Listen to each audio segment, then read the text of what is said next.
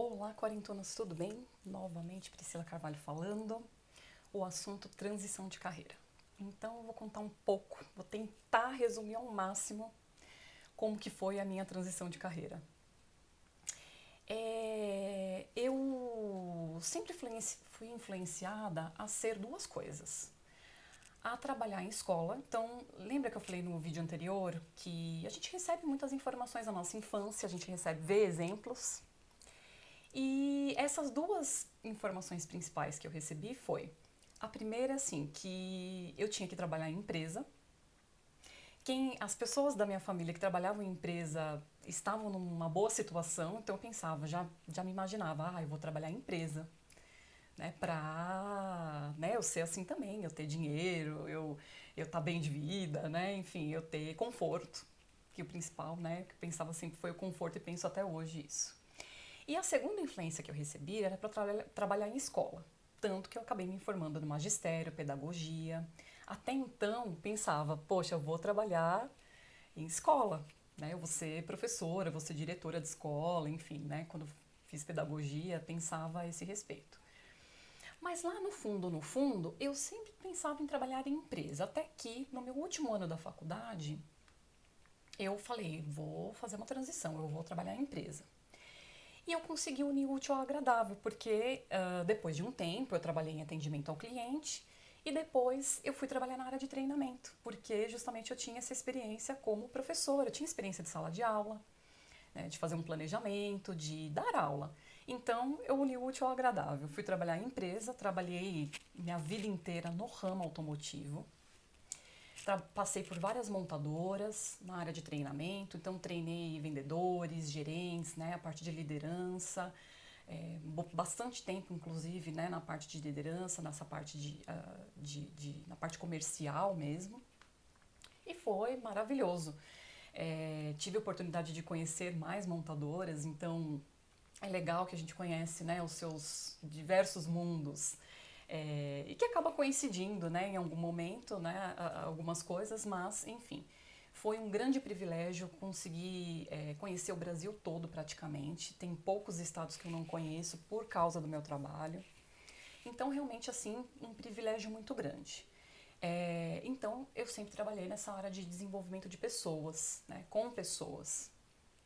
Sempre tive muito essa facilidade e até esse amor mesmo, né, de desenvolver pessoas. Porque na medida que a gente desenvolve as pessoas, a gente se desenvolve muito mais, né? A gente aprende muito mais. Meio Cora Coralina, né? Quanto mais eu ensino, mais eu aprendo.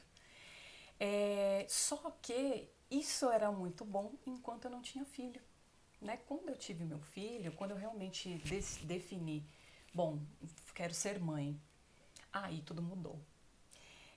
Mas antes mesmo de ter filho, eu ia treinar algumas pessoas, né, no interior do interior mesmo do Brasil, e as pessoas falavam assim pra mim: eu almoço em casa, eu levo meu filho na escola, eu levo e busco meu filho na escola, nós almoçamos juntos, né, e a gente tem, né, total convivência e tudo mais, então aquilo ficava pra mim, aquilo ficava no meu âmago.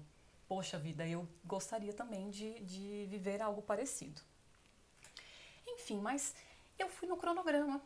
Eu achava que a minha vida era aquela, né? De trabalhar em empresa, ainda mais quando eu efetivamente ingressei numa ótima empresa, é, é, tinha um ótimo salário até então, com certeza, né? Não podia nem reclamar.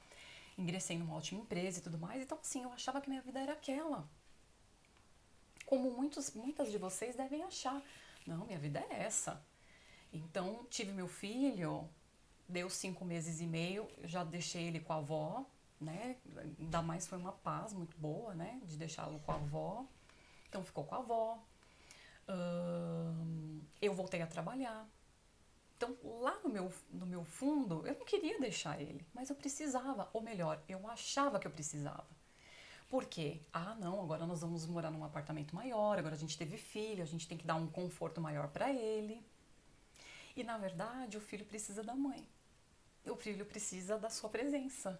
E não efetivamente de 22 áreas de lazer que tinha no prédio onde eu morava. Eu morava no prédio com sacada, mal ia na sacada.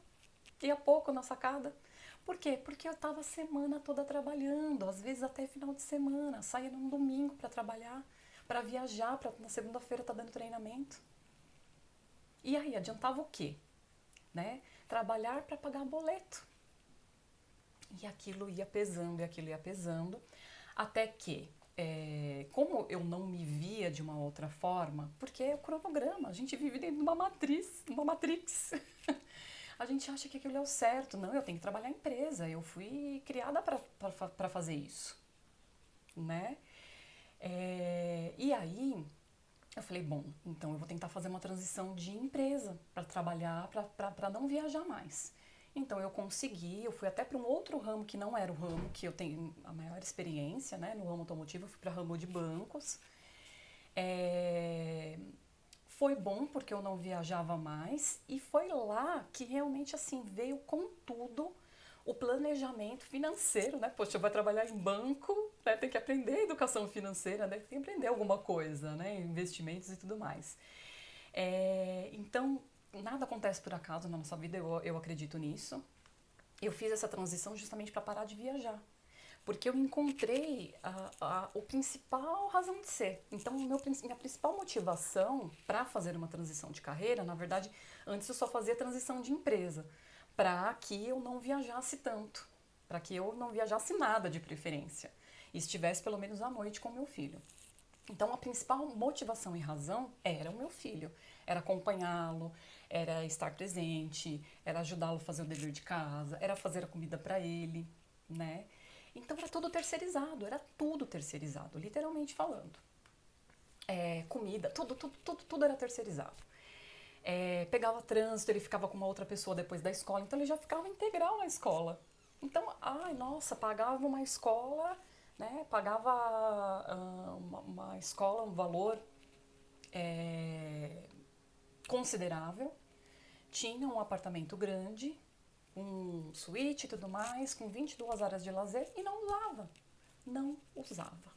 Dá para contar nos dedos as áreas que eu usava. Então eu falei, bom, agora chegou a hora de eu fazer uma mudança de vida. Então não foi nem só uma transição de carreira, foi uma mudança de vida mesmo. E é uma mudança de vida mesmo, né? Não é só de carreira, não.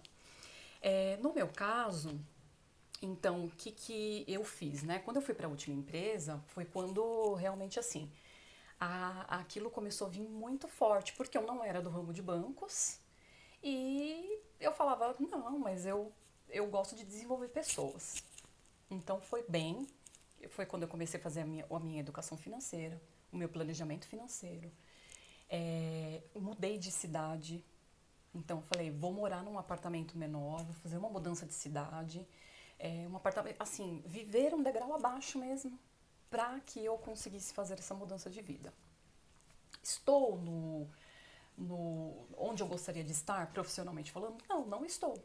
Mas a experiência que eu já acumulei nesses 3 anos, pode ter certeza que eu consigo aqui falar para vocês, falar da minha experiência para vocês, para que vocês peguem essas informações e apliquem se vocês têm vontade de fazer realmente essa mudança de vida. Então eu fui viver um degrau abaixo, num apartamento menor, em outra cidade que tenha mais qualidade de vida, porque isso era uma coisa também que era importante para mim.